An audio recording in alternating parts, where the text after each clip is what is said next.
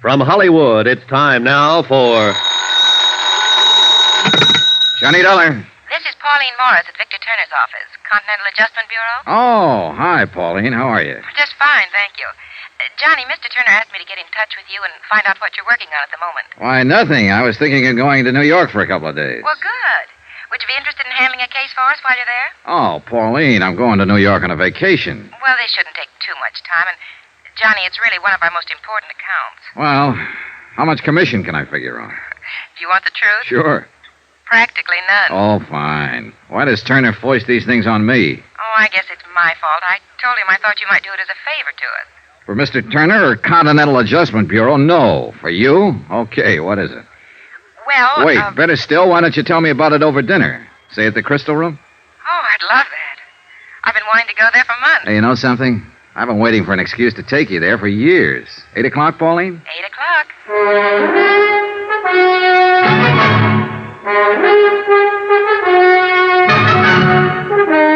Tonight and every weekday night, Bob Bailey in the transcribed adventures of the man with the action-packed expense account, America's fabulous freelance insurance investigator. Yours truly, Johnny Dollar.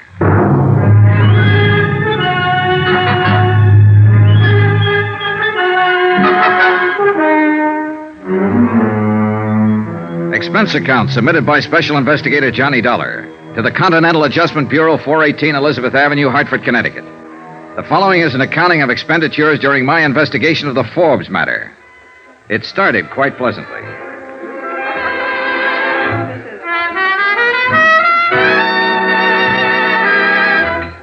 Oh, no, Johnny, let's go back to the table and eat. I'm tired of dancing. Yeah, but once you sit down, you'll start talking business again. Well, of course I will. I do have a job to keep. Okay. Frustrating girl. Besides, the sooner you clear up this case, the longer you'll have for a vacation in New York. I said okay. There you are, sit down. Thank you.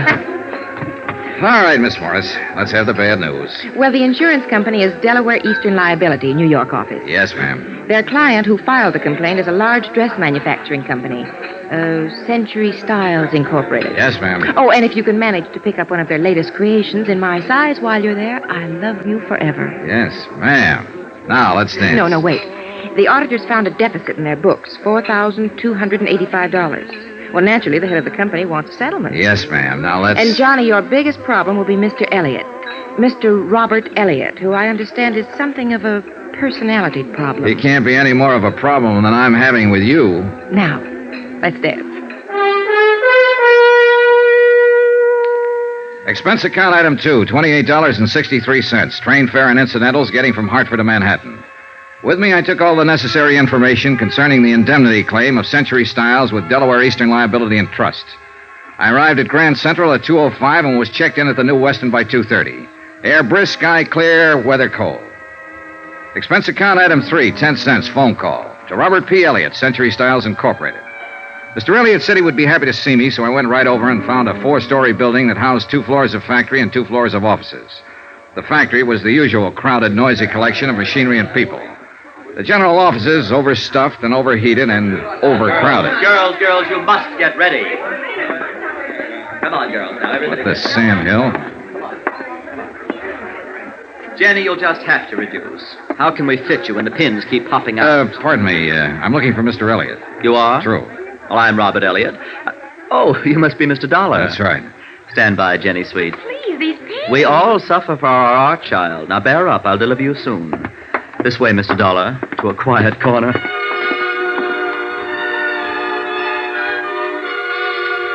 Mr. Elliott was small and wiry, wearing white huaraches, green slacks, a corduroy jacket, and a flower print shirt of no identifiable color.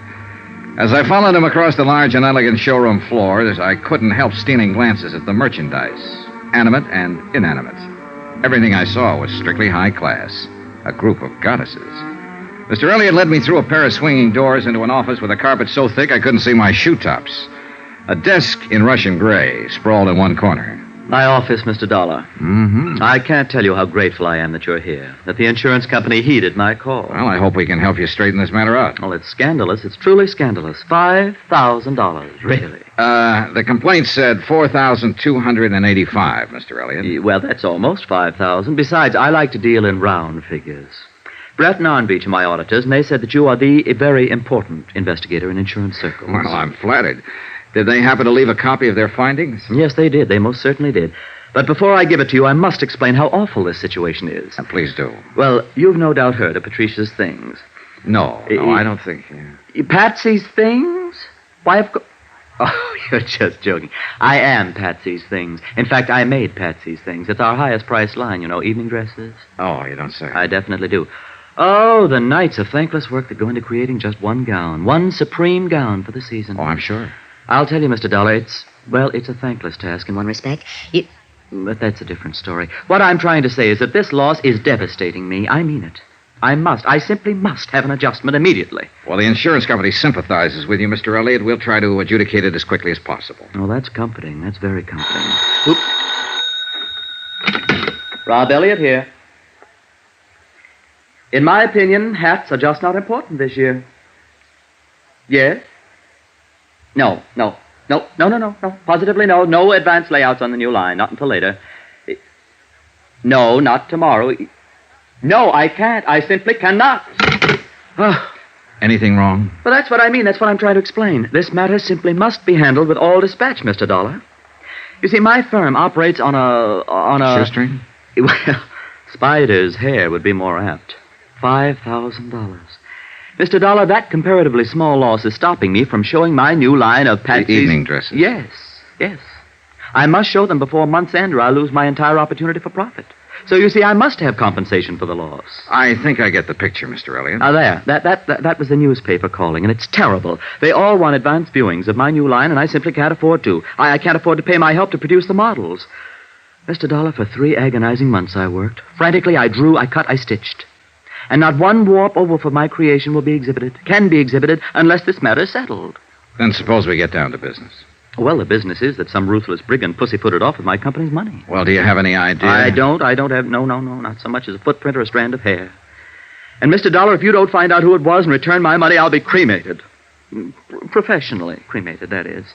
Why, I might even have to join the Foreign Legion. Well, don't worry, Mr. Elliott. If your loss is verified, and apparently a reputable auditing firm has already done that, I can assure you that the insurance company will reimburse that loss in the time it takes to get a check made out and in the mail. Oh, good. I'll be forever grateful. Well, while you're in this mood, would you mind me having a little closer rundown on what happened?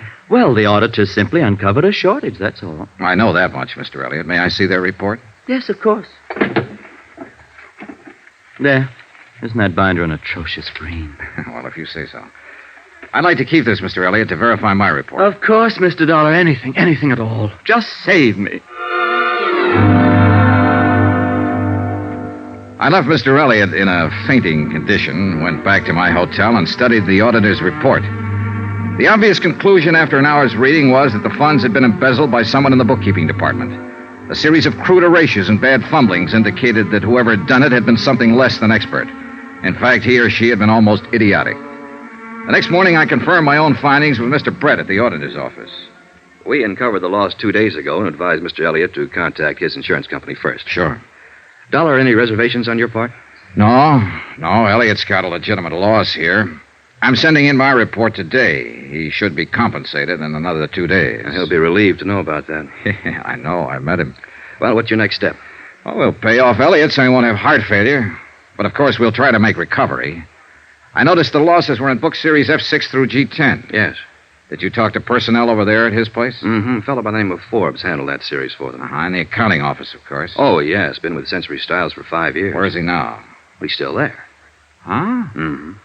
I thought it was kind of funny, too. A fellow pulling a crude job like this and not trying to run out. No, he's still working for them. Well, maybe he isn't the one at that. Forbes was in charge of those books. I don't see how it could possibly be anyone else. No, neither do I, Mr. Brett. May I use your phone? Oh, sure. Help yourself. I noticed all the money was stolen in the last 4 weeks. Yes. You'd think he'd at least have strung it out. Greedy, I guess. Yeah, I guess so. Hello. District Attorney's office, please. My name's Dollar. I want to talk to someone about a warrant. Embezzling funds, grand theft. Oh, hold it, please. Forbes. What's his full name? Sheldon Thomas Forbes. Thanks. Sheldon Thomas Forbes, bookkeeper at Century Styles Incorporated. Good. I'm on my way. Expense account item 4. $3. Cab fare to the offices of John L. Gregory, Deputy District Attorney. I explained the situation to Mr. Gregory and furnished him with the auditor's report. An hour later, I was back at Century Styles with our friend, Mr. Elliott. Well, if it has to be, it has to be. There he is. Forbes? Third desk. Sheldon Thomas Forbes was a tall, dark-complexioned man in his early 30s. His hair was black, straight, and closely cropped. His features regular, not good, not bad. The kind of man you see every day on the street. Somehow, the kind of man I hadn't expected would swipe $5,000. Oh, Mr. Forbes? Yes? This gentleman would like to see you. I feel like Brutus. Oh, why don't you run along, Mr. Elliott? I'll handle it from here. Oh, thank you. Hello? Sheldon Forbes? Yes. My name's Dollar, Continental Adjustment Bureau. We represent Delaware Mutual Liability. They cover this firm for losses by theft and fire. Uh-huh. 2 days ago, the auditing firm of Brett and Arn Beach located a loss of almost $5,000 here. Naturally, the matter came to our attention. I'd like to talk to you about it. Why me? There's every indication that the losses occurred in the particular accounts you've been handling. Uh-huh. You do handle books F6 through G10? Yes? Will you step over here a minute, please? Sure.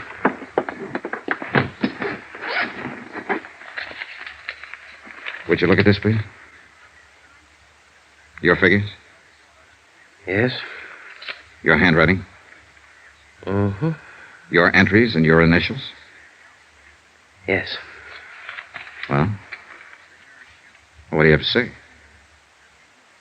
Nothing. Look, you know why I'm talking to you, why I came to you first. Yes? Still nothing to say? Nothing. Well, aren't you being a little silly? Why? I stole the money. You've proved it. What am I supposed to say? You admit it. How can I deny it? Okay, we've got that much covered. Well, look, my company's interested in recovery of $4,285. Do you understand? I think so. Oh, now, Forbes, come to your senses. What do you want to do? Go to jail, or do you want to give the money back?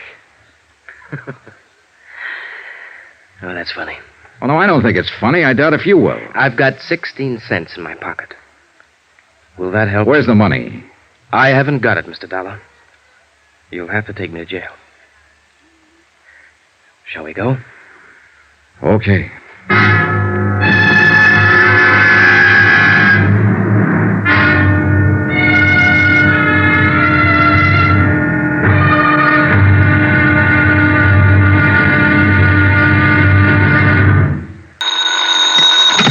Johnny Dollar.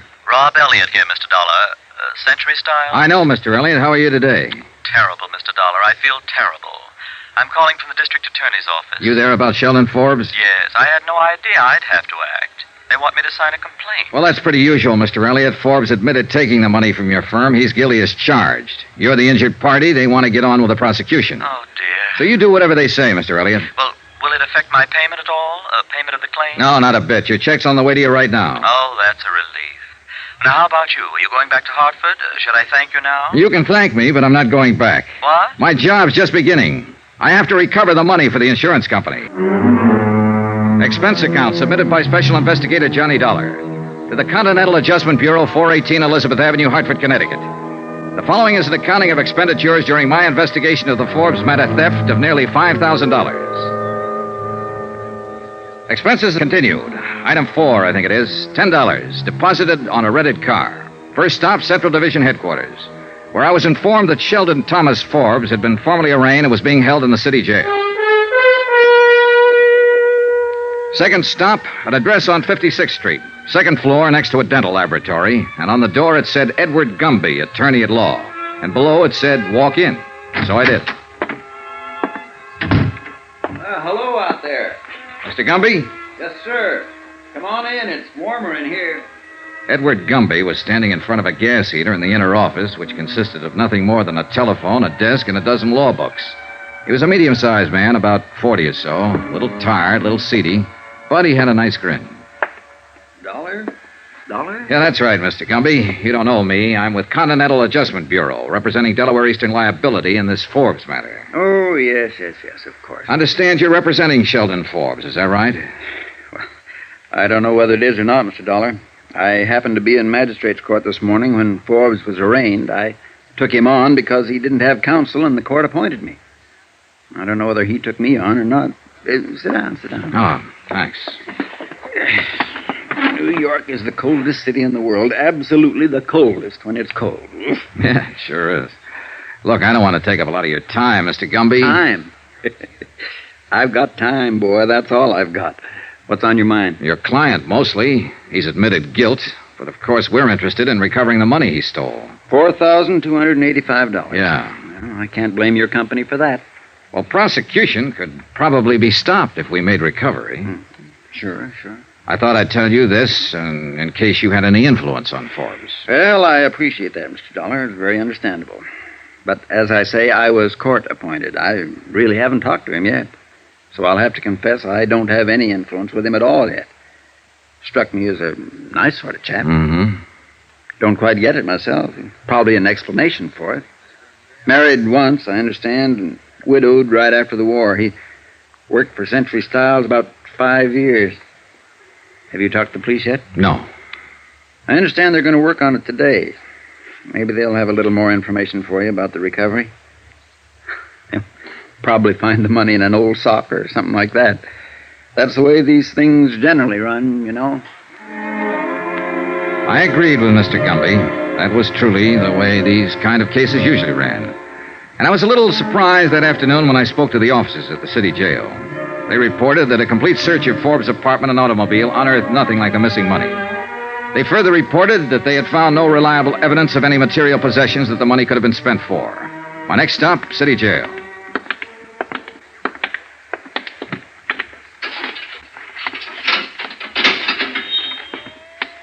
He won't tell you anything. Kept his trap shut all the time he's been in here. As far as we've been able to find out, no previous record, no background. Been checking his prints with Washington. I don't know about this one. You know, ex-cop-wise. Know what I mean? Won't give a police officer the time of day. That means he could have been in before. On the other hand, it could mean he's just scared. That too. Well...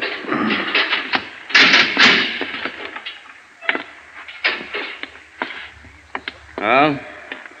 Now what? Take it easy, Forbes. This is Mr. Dollar. He wants to talk to you. Hello, Forbes. Hi. See you later, Dollar. Yeah, thanks, Sergeant. Just give a yell when you're finished. Right. They treating you okay? Swell. What do you want? I want to talk to you.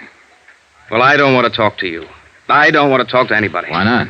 I just don't want to see anybody. That's all. Now, you're acting like a baby, Forbes. You'll have to talk to somebody. Don't lecture me, Mr. Insurance Investigator. I've had all the lectures I want. From myself.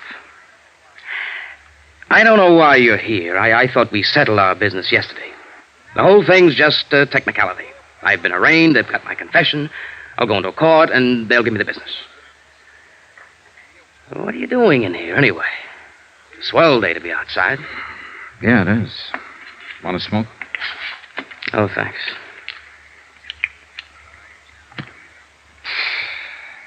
Well, why are you here? To help you out of this mess, if you'll let me. That's funny. Not a bit. Why should you want to help me? Well, it's not because I have any use for you, mister. You're nothing to me but a guy who stole a pile of money. My job is to get it back. $4,285. Oh, that. Yes, that. Now, how about it, Forbes? Isn't it enough that I'm in jail? That I'll go to prison? That's enough for the police, but not for my insurance company. Oh, it's too bad about your insurance company. No, it's too bad about you. You're being foolish. A whole or partial recovery can have a great deal to do with what happens to you from now on. 3 years is the minimum sentence, you know. 12 years maximum. Now, is it worth it? Sure. Sure, it's worth it. And I don't want to be foolish anymore. But I have been foolish. I took it and I spent it. Every dime of it. There's no way to pay it back. What did you spend it on? It doesn't make any difference. May make a lot of difference. You can redeem it, turn it back. No, I can't. Why did you take the money? All right, look, your salary's close to $100 a week. You're single. Wasn't that enough to live on? Why don't you get out of here? I don't have anything to tell you. Ever been in trouble before? Huh? Under another name in another state? No, They no. consider backgrounds like that when a man comes up to be sentenced. Forbes, this is your first offense. I know. Are you trying to shield someone? Why don't you go away? Have you been trying the market? Did you gamble it? No. Just leave me alone. I won't tell you a thing. If you Dollar. bought something with it or gave it to someone, if it can be recovered in some part. No, I tell you. Just go away and leave me alone. I'd like to. Believe me, I would. You're a thief, Forbes, and you're going to get what's coming to you, but I can't leave you alone. Listen. No, you listen to me. If I don't get the information I want from you, I'll get it elsewhere. I'm going to be very honest with you. Eastern Delaware wrote a comprehensive policy on Century Styles promising to indemnify them in full for every loss caused by fire or theft on their premises. In case you didn't know, Forbes, an insurance company won't take the word of some guy sitting in a jail cell feeling sorry for himself where there's cash to be recovered. Now, you swiped it within the last month. You have something to show for it somewhere, somehow. Whatever you spend it on, or whoever you spend it on, remember that money is the same as stolen property.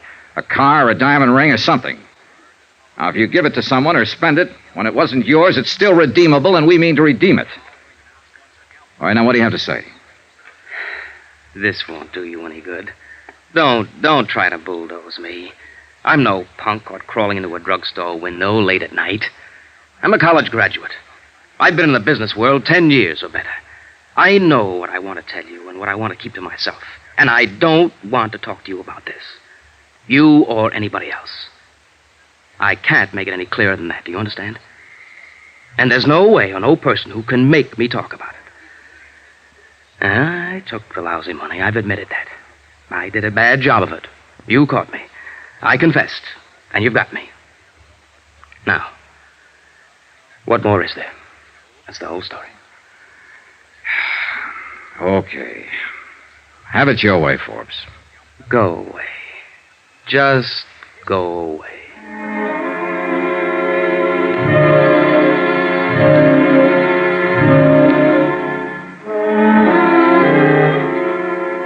On my way out, I saw his attorney, Edward Gumby, on his way in to see Forbes. I waited around the sergeant's desk. Accidentally, on purpose, I glanced at the admitted visitors register. Only 2 people had contacted Forbes since his arrest, Gumby and myself.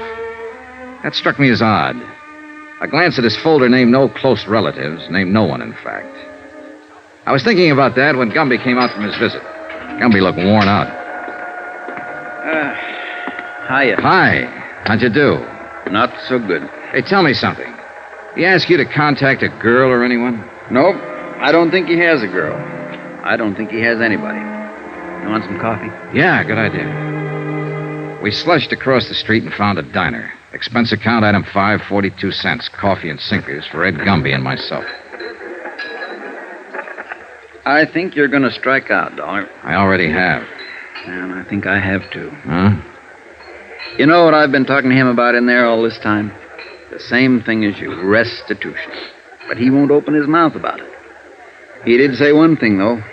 He wants me to waive a jury trial and go up for sentencing. What? Yeah. Plead guilty and take it. He's sure to get at least 3 years. What can I do? Yeah. Got any ideas? Well, I've got a lot of ideas, Dollar, and all of them make me sick inside. That boy's not a criminal. He took that money because he was desperate about something. You know that from the awkward way he took it. He spent it on something, and he won't talk about it. But now he's about to ruin his whole life, in spite of what you or I or anybody else tries to do for him. All he has to do is give back the money or promise restitution or call up a friend and borrow it. With his clean background, the court would listen to a mercy plea. You told him all this? I told him. I told him and you told him, and what does he do? He waives his right. I tell you, I'm going to hate to file this waiver, but I've got to do it. Yeah, how you feel? More coffee? No. No, thanks. Dollar, you know what Forbes is? What? He's something I call a calendar job. Calendar job? 33 years old. Now think about that. Born with one war just ended. Raised in a depression, and then bangle, another war. You might say the first 25 years of his life, nothing but war and depression, or the effects thereof. A calendar job. Apparently it's what he wants. But, Mr. Dollar, I'm going to hate to see him go to prison. You know something, Mr. Gumby? So am I.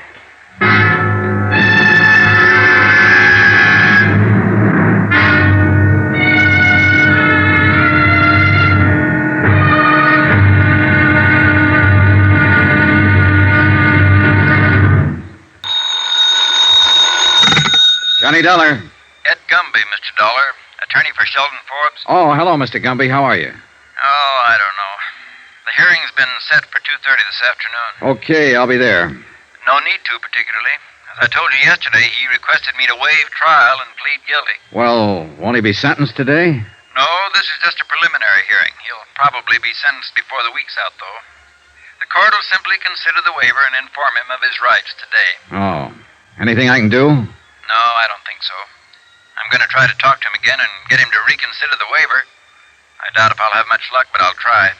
All he has to do is return the money he stole. Well, buck up, Mr. Gumby. If he won't return it, maybe someone else will. What do you mean? I'm going to try and find out what he did with it. My company wants it back, sure. But we also want Forbes to have a fair chance. You're pretty decent, Mr. Dollar. Thanks. Expense account submitted by Special Investigator Johnny Dollar to the Continental Adjustment Bureau, 418 Elizabeth Avenue, Hartford, Connecticut. The following is an accounting of expenditures during my investigation of the Forbes matter. Embezzlement and a very frustrating case. Expense account continued. Item 6, $3.50, lunch. For myself and a Mr. Arnold Haven, head of the accounting department for Century Styles Incorporated. Mr. Haven, a tall, balding man in a dark suit, had ulcers. His poached egg and dry toast didn't interest him too much. What's going to happen to Forbes?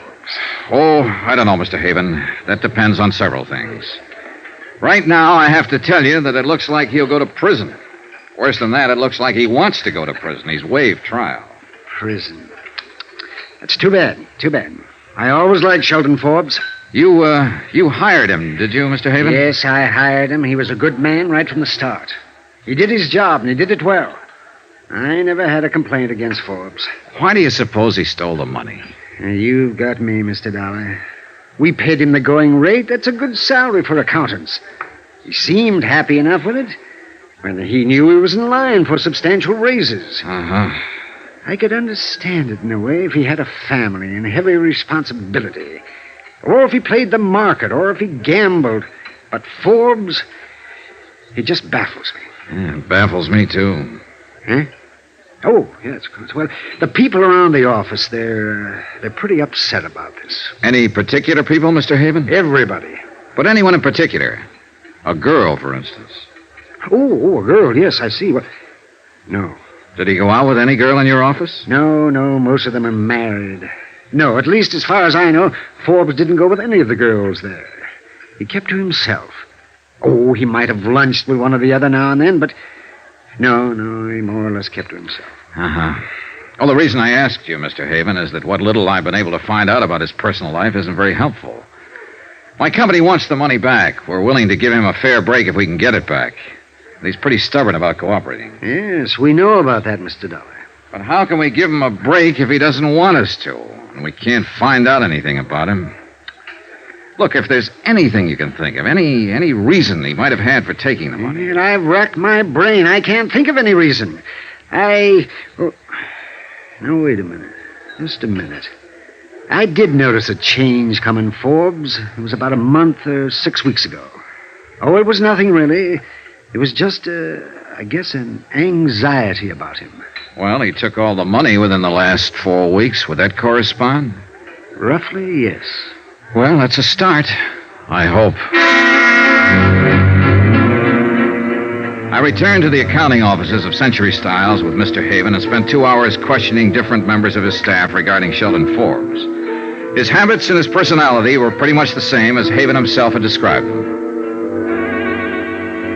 Expense account item 7, $4, gasoline. I put a tank full of gas in my rented car and went over to an apartment on 59th Street where Sheldon Forbes had lived. According to the penciled note above the first door to the right of the entrance, Mrs. Anastasia Konopka was the manager.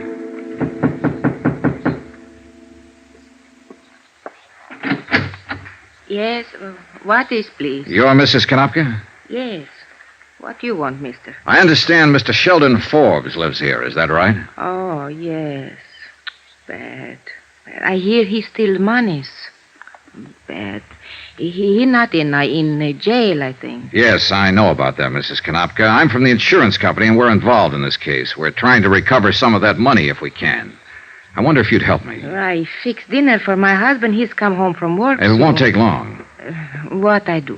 Well, I want to know about Sheldon Forbes. What? The works, Mrs. Konopka. Did he drink, gamble? Did he stay in nights or go out? Did he pay his rent? He always pay his rent. You are policeman? An insurance investigator. Please, sometime else. Maybe you speak to my husband. He speak much better than me. But it's important now. I talked to Mr. Forbes on telephone. He called me from jail. He say I no have to answer any questions. No, you don't have to answer any questions, Mrs. Konopka. But I'd sure appreciate it if you would. My husband home pretty soon. You ask him. You can help him, possibly.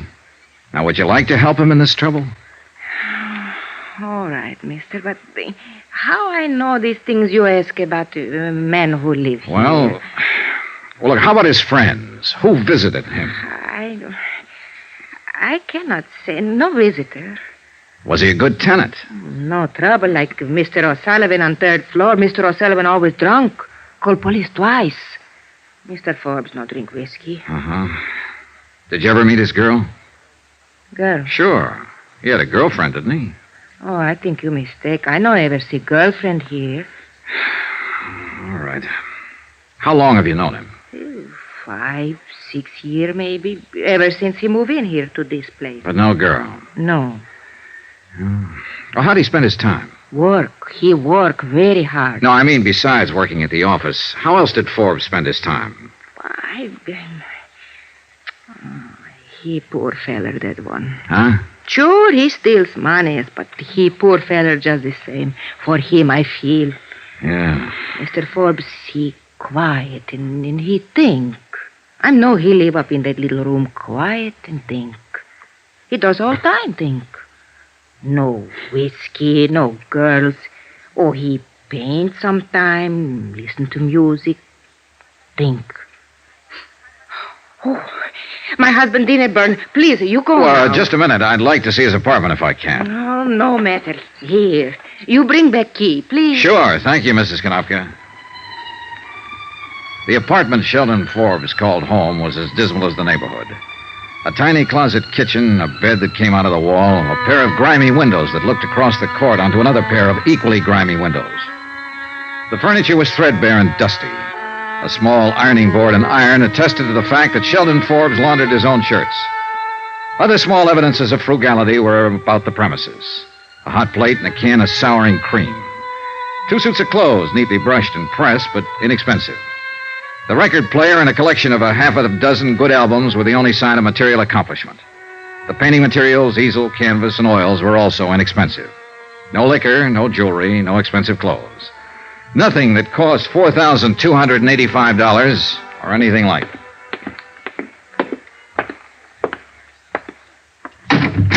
Oh. Here's your key, Mrs. Konopka. Thank you very much. Thank you. Thank you. Well, what you think? I think he's had a very lonely life here. Oh, Doc. Yes. Lonely is the word. Lonely. Wait. Has he got a car? In back, through alley. Thanks.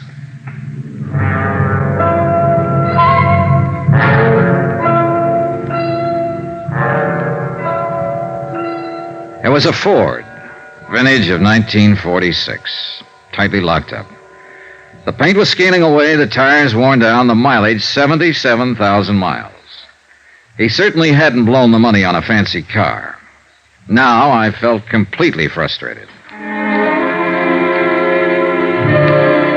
Expense account item 8, 79 cents, dinner. I had it in a neighborhood restaurant called the 79er. A place, I learned, where Sheldon Forbes frequently took his evening meal. The restaurant manager, a man named Alexander Dupulis, remembered Forbes and he liked him. A woman who ran a bakery shop across the street also remembered him as the young man who bought a roll there every night. Probably the roll to go with a lonely cup of coffee in his room the next morning. She liked him, too. All in all, I was getting a composite picture of Sheldon Forbes that didn't look quite right. Whatever he was to the people who knew him casually, he wasn't a man who ever had any money to spend. I dropped in at the city jail about 7:30, and I was surprised to find lawyer Edward Gumby sitting on a bench, briefcase in hand. Dollar? Hello, Mr. Gumby. Nothing new, huh? Well, that's the way it goes, I guess. We had some action today. Oh? Yeah. The hearing was this afternoon. Man from the district attorney's office took about 15 minutes to lay out the evidence against Forbes and make the charges. Uh-huh. I spent the whole time pleading with Forbes not to go ahead with the waiver. Did I miss anything? No, he wouldn't open up at all. Just said he'd spent the money. I couldn't talk him out of the waiver, so it went through. When will he be sentenced? They set the date for Friday. I don't know whether they'll get around to it or not. I'd like to talk to him again. Has he been moved yet? No. I thought he'd be transferred to the sheriff's office. Well, ordinarily he would, but since he waived trial, they announced bail. It's proper procedure in cases like this. Gives him a couple of days to straighten out his affairs. What? Somebody bailed him out? I did. Oh. Has he left yet? Won't get out till 8. That's when the shift changes. Think it's worth trying to see him? Yeah, I think I'll stick around, Mr. Gumby. I gotta find out something about this case.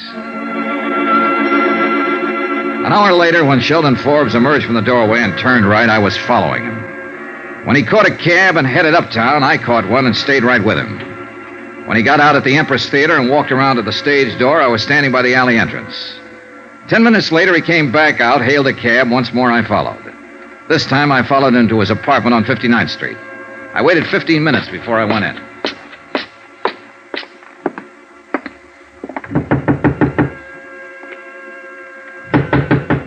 Forbes? Forbes? Hey, Forbes, it's me, Johnny Dollar. I want to talk to you.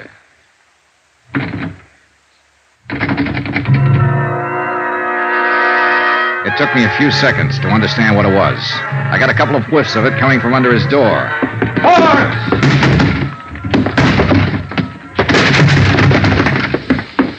The room was acrid, stinging with gas fumes, and Sheldon Forbes was stretched down on the floor of his 6-foot kitchen.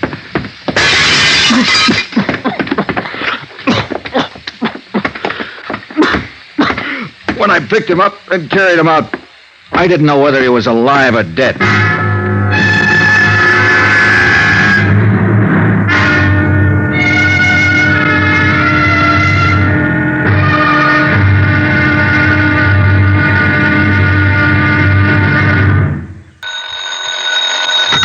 Johnny Dollar. This is the police operator. Are you the party who called for an ambulance? Yes, didn't you get it? It's on the way, sir. I'm calling to verify the circumstances. Attempted suicide by gas. Yes, sir, we have that. The victim's name? Sheldon Forbes, Forbes. Forbes? And your connection, sir? Relative, perhaps? No relation. Insurance investigator. I just found him. Will you please remain there until the officers arrive? Are you kidding? I asked you, but... Oh, well, thank you very much. Expense account submitted by Special Investigator Johnny Dollar to the Continental Adjustment Bureau, 418 Elizabeth Avenue, Hartford, Connecticut. The following is an accounting of expenditures during my investigation of the Forbes matter. Sheldon Forbes pleaded guilty to a $4,285 embezzling charge. He waived jury trial and was awaiting sentence when he was bailed out of jail, went home, and turned on the gas. 30 seconds after I dragged him from the apartment, I called the police emergency squad. In a matter of minutes, they arrived, and a couple of interns were working on Forbes with a pull motor in that dingy, dirty, badly lighted hallway. There was no telling how much gas Forbes had breathed in, or for how long a period after he went into his apartment the gas jet had been open. Hand me that hypo, Al. Thanks. Swab. Okay. He alive? Barely. You the fellow found him, mister? Yeah.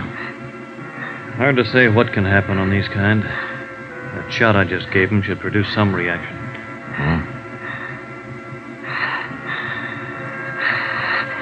This your place? His. You know who he is? His name's Sheldon Forbes. Nice-looking guy. Al, I'll need that. Yeah, thanks. I think we're getting somewhere now. Hey, look, can I help? No. Al, you better hand me one of those, too. Liable to be pretty sick if... Oh, thank good. He's catching on. Yeah. Let's have a little increase, Al. Up it just a little. Okay. Hold it there.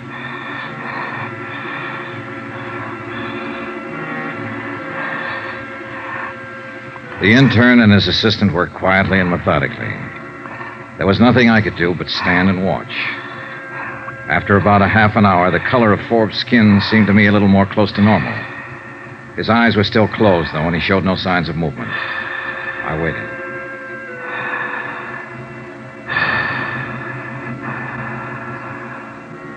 Okay, Al. You can kill the pulmotor. Getting some pulse now. Respiration, too. Will he make it? It depends, mister. If he has any kind of heart condition, it'll be tough. We can tell more when we get him into a hospital. Nothing more we can do for him here. Okay, Al. Have the boys load him up. Let's get out of here.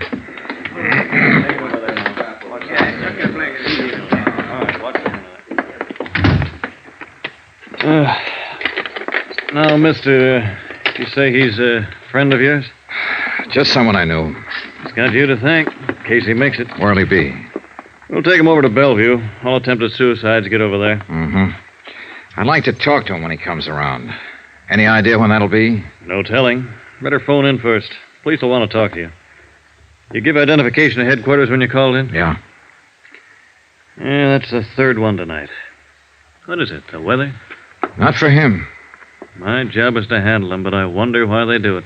Oh, this guy's got a problem. He's out on bail, goes into court Friday to be sentenced. Embezzling charge. Oh. Seemed like a nice guy to look at. I think he probably is a nice guy. But I thought you said he was an embezzler. I did. Well, be sure and call in. Yeah, sure, Doctor. Thanks. Good night. The uniformed officers outside the apartment house questioned me thoroughly regarding the circumstances of the attempted suicide.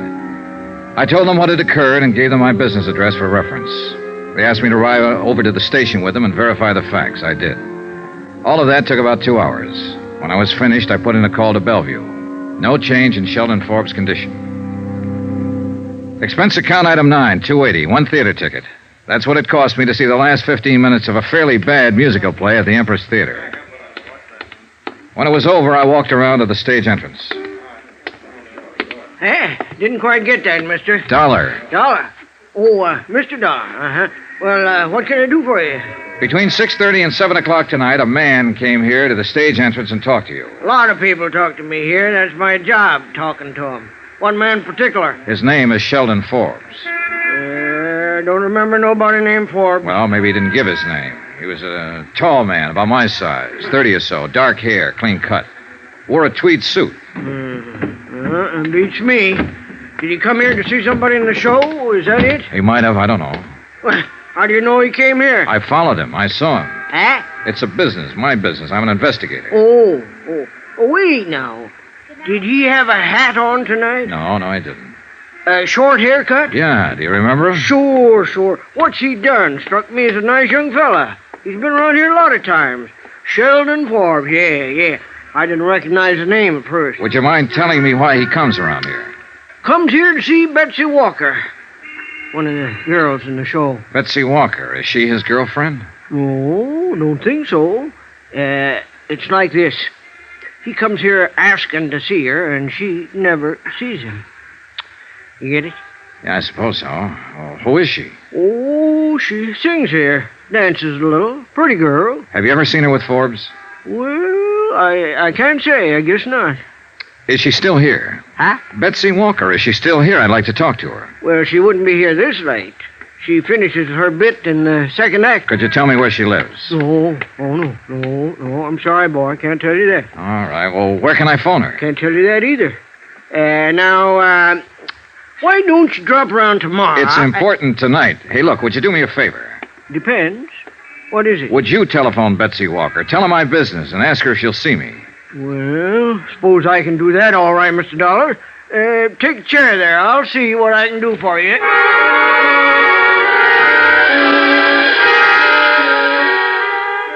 The doorman did all right. Expense account, item 10, $2.65, cab fare. I gave up my rented car and had the cab driver find the address Betty Walker had given. It was a rather nice apartment in a rather nice part of town, and it was almost 1 a.m. when I got there. She met me at the door, wrapped in a chenille dressing gown with cold cream on her face. Miss Walker? You must be Mr. Dollar. Yes. Now, just wait a minute. Do you mind if I see some kind of identification or something like that? Oh, no. There you are. Hartford, Connecticut. Oh, you'd be surprised at some of the things some men will try. Come in, please. Thank you. I didn't quite understand Frank on the telephone. Frank? Oh, the doorman at the theater. Yes. I didn't know quite what to make of it. Goodness, are you really an insurance detective? Yes, and I'd appreciate you letting me see you tonight, Miss Walker. Sit down. Can I fix you a drink? No, thanks. Frank mentioned something about Forbes. You're here because of him? Yes, Miss Walker. I understand that you know Forbes. No, not exactly. That is. There's some reservation in the way you say that, Miss Walker. You know his name?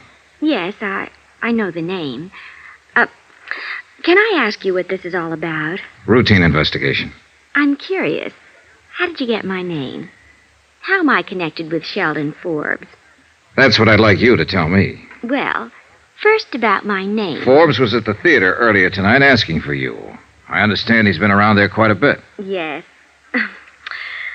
I really don't know how to tell you this, Mr. Dollar. I've only seen that man once in my life, honestly. He's really quite impossible. Oh, dear, this is so embarrassing to try to explain this.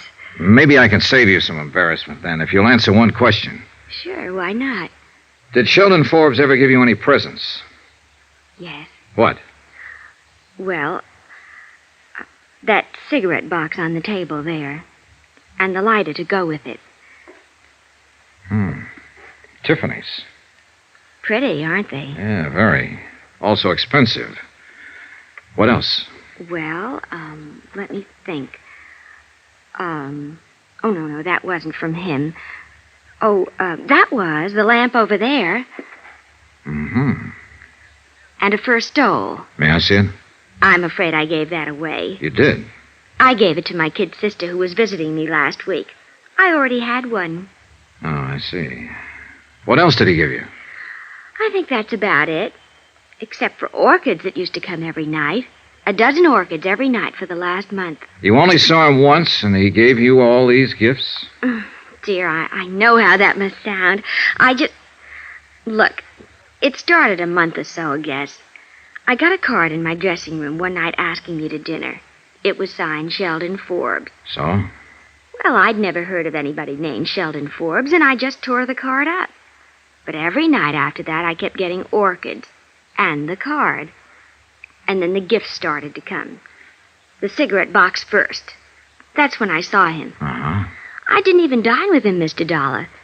We had one drink, and I told him I had a headache. I see. But the gifts still kept coming. Flowers, invitations. I ignored them. I tried to send the things back, and I didn't know where to send them. Some I gave away, and some I've kept. I didn't want his gifts. He was nice, but I just didn't want anything to do with him. When I did meet him, he was so different than what I had imagined. Gee, I've had my share of stage door Johnnies, but this man was... Well, he just couldn't say a word without stumbling. He had no poise, no sophistication, nothing. All he had was money. He told you that? He didn't have to. Those gifts... Well, he didn't have money, Miss Walker. He worked for $82 a week as a bookkeeper. You must be mistaken. I'm afraid not. He stole the money to buy you all these things. Well, for heaven's sake. For heaven's sakes, and you caught him? Yeah. Forbes tried to commit suicide earlier this evening. Suicide? Oh, no. I'm sorry I had to come to you to get this information. He's refused all along to tell anybody what he did with the money. Will he go to prison? I'm afraid so.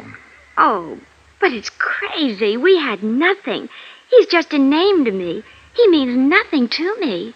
Yeah. But apparently you mean something to him.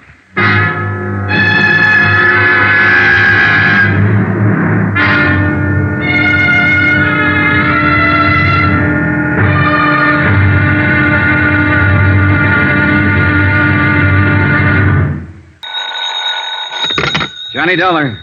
This is Betsy Walker, Mr. Dollar. I'm up and around. Yes, thanks for calling. Have any time this morning? I think so. If possible, I'd like to come over to your apartment again and take an inventory of the gifts that Sheldon Forbes sent you. That'll be all right, sure. About an hour? Sure. I couldn't sleep much last night thinking about all this. I mean, he stole that money because of me. You mustn't feel that way, Miss Walker. He knew what he was doing. You had no part in the theft. I have the gifts. Well, we may have to take those away from you. I don't mind that. You said he tried suicide. How is he this morning? I just talked to the hospital. He's going to be all right. But he has to go to prison? Yes. Funny world, Mr. Dollar. Yeah. Expense account submitted by Special Investigator Johnny Dollar to the Continental Adjustment Bureau, 418 Elizabeth Avenue, Hartford, Connecticut. The following is an accounting of expenditures during my investigation of the Forbes matter. More expenses, items 11 to 16. $78.40. Cab fares, meals, accounting services, legal services, cab fares, and more cab fares. I made a comprehensive inventory at Betsy Walker's apartment and spent the rest of the day tracking down the places where the items had been purchased and ascertaining their retail values. Total, $2,780 worth of gifts, bought with stolen money. Betsy Walker also told me that Sheldon Forbes had made appointments to meet her at various times at very expensive restaurants in New York. She had never once kept any of these appointments, but a check with the Waldorf, 21, the Stork, and several other places revealed that Forbes had always made elaborate arrangements to entertain her. His restaurant bills came to $835. The florist bill, $670. Total amount spent, $4,285. Total amount stolen, $4,285. Century Styles Incorporated footed the bill in his unsuccessful courtship of Betsy Walker.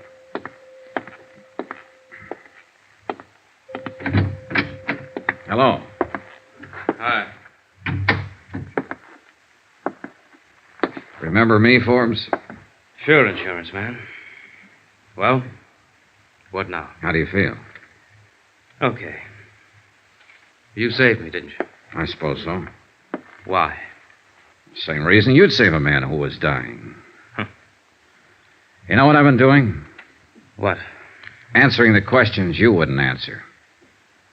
I met Betsy Walker. What? My job, Forbes. I had to. How did you know about her? I followed you night before last. When you got out on bail, I saw you go to the theater. Listen, you had no right to go to her. You have no right to involve her in any of this. Why didn't you think of that a month or so ago? It's the company's money you've been spending on her. I had every right, as unpleasant as it is. I suppose she knows all about me now. That's right, all. Boy, I sure must look like the prize sucker of all time. Must have handed her a laugh. She didn't think it was one bit funny. And Forbes, I don't think it's funny either. Then what are you standing here for? Lording it over me? I'm not doing that at all. I'm just here to let you know how things are at the moment. All right. How are things? Well, first off, we took back all the gifts you gave her. Dirty skunk. Don't get mad at me, Forbes. Get mad at yourself. I didn't steal the money and try to impress her. You did. Why didn't you leave it alone? What difference does the money make to you? Nothing to me, but it means something to my insurance company. They still want it back, and they'll get as much back as they can. Well, swell. Good for them. What do you want now? Your signature. I think I traced most of it down. You want to look this over? Go ahead. Those figures about right? I suppose so. I didn't keep track. Approximately? I suppose so. You're pretty thorough, aren't you? We have to be. Will you sign this? No. It'll help to clear up our bookwork a little. What difference does it make now? We've got you cold. Okay. What difference does it make? Give me.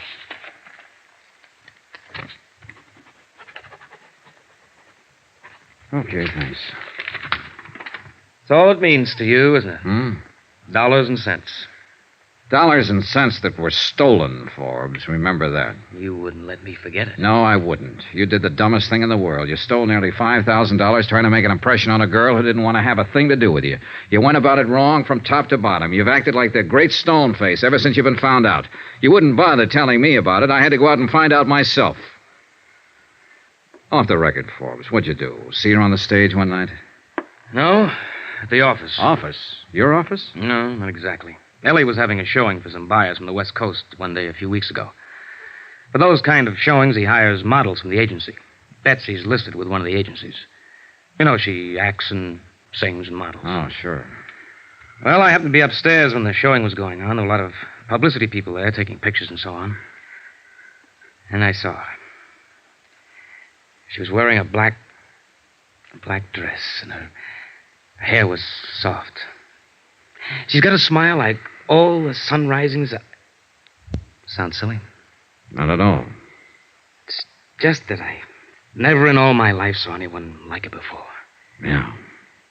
I don't know how it is with other guys, but she was for me from then on. I couldn't get her out of my mind. I found out her name, and then I found out she worked in that show at the Empress Theater. Yeah? All I had was her name. I didn't know how to go about meeting her. I just didn't know. You figured a little money might attract her to you. I've heard that's the best way to do it. It's one way. Not the best way, kid. Probably not. The best way I could think of. What did you think about taking the money? I thought I'd be able to stick it back. Well, I guess I really didn't think much beyond just meeting her. Having her look at me the way I wanted her to look at me. What? It was the wrong way to go about it, sure. But then did you ever think of my alternative? I'd thought of it. I pictured myself knocking on her door one night, and I could see her answering it. "I'm Shelley Forbes, Betsy," I'd say. "Clothes don't make the man," I'd say, while she sort of took in my tweed suit and the only coat I've got to my name. "Listen," I'd say, "I got an 8x10 apartment over on 59th Street. The halls always smell like cabbage, but I'm a heck of a fine guy. And I drive a 1946 Ford that misses a little, but it's good enough for us." Then I'd say, "Why don't you toss on your mink, and we'll go over to my dump, and we'll have a bottle of beer, and I'll tell you how much I love you. How about that?" Some alternative, huh? She makes more money in an hour than I make in a week. I couldn't even afford to keep her in cigarettes. Lord, I wanted her like nothing in my whole life. She might have taken you up on it, Forbes, if you'd put it that way. Yeah? What makes you think so? She wasn't impressed by any money or any gifts. More than that, I met her. She's a pretty nice girl. Yeah. Up until the time I talked with Sheldon Forbes in the hospital, I'd always had my doubts about love happening at first sight. After my talk with him, I was convinced that it could and did happen to him. I was sorry that he didn't know quite how to handle it. I was also wondering, if I'd been in his shoes, would I have done the same thing?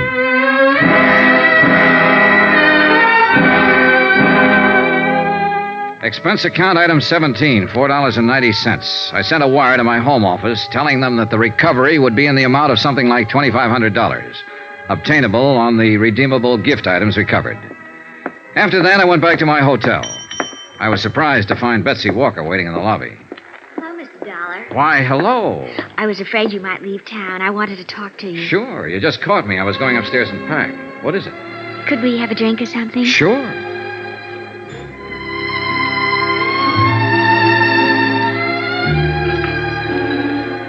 Expense account item 18, $2, 2 drinks. For Betsy Walker and myself at the hotel bar. It was midday and there wasn't much action. She sat across from me, ordered an old-fashioned, and asked for a cigarette. Thank you. Sure. What'll happen to him? Forbes? Yes. Oh, he'll be sentenced Monday. They canceled the Friday scheduling because he was in the hospital. He'll go to prison? Yes. Have you seen him since he tried to kill himself? Just left him. I guess he feels awful. Yeah. I told you I haven't been able to sleep thinking about all this. Well, about him, I guess. Mm-hmm. Would he have to go to prison even if all the money was returned? Only half of it's redeemable. The rest, florist bills, restaurants, and so on, just gone. How much does it come to, Mr. Dollar? Short about $2,000, roughly. If you had that money, what would happen to him? It'd be up to the court. I'd say he'd have a good chance of getting off if he changed his plea. Could I get him to change his plea?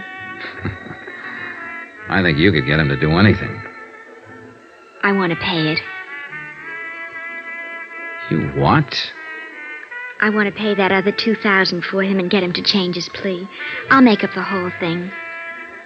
Hey, now, look, Miss Walker, I know your motives might be the best, but you aren't responsible in any way for this man's actions. He stole money because of me. He tried suicide because of me. And now he's going to prison because of me. But you had nothing to do with it, no part of it. You may think I'm 22 years old. I'll be 29 next month. I'm not much of an actress or a singer or anything else. But I've been around this town and I know my way around. And I met all kinds. Whoever he is, whatever he's done, he's the first man I've ever known who actually went out on a limb for a girl he loved. I'm the girl and he's the man. You're serious? I probably won't remember his name a year from now. But that poor, stupid, wonderful dumbbell, he doesn't belong in any prison. He ought to get married to some nice girl somewhere. I want to help him get out of this trouble. Can I? Betsy? After all, he's given me something. Call it faith in mankind again, if you like.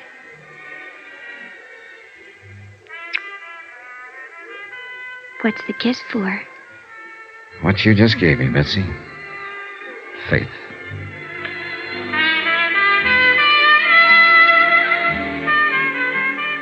Expense account item 19, $48, hotel.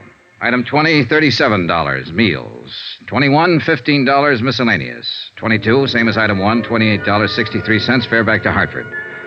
Total cost of investigation, $363.51. Remarks? She got Forbes to change his plea. She paid back the additional money. He comes to trial next week. He might get a suspended sentence. Yours truly, Johnny Dollar.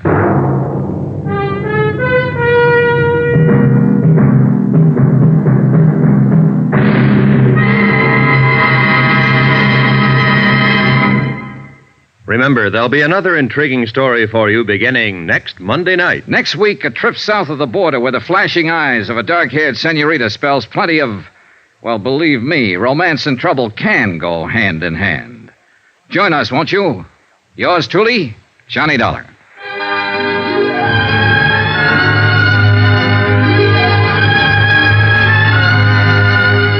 Yours truly, Johnny Dollar, starring Bob Bailey, is transcribed in Hollywood. Written by John Dawson, it is produced and directed by Jack Johnstone.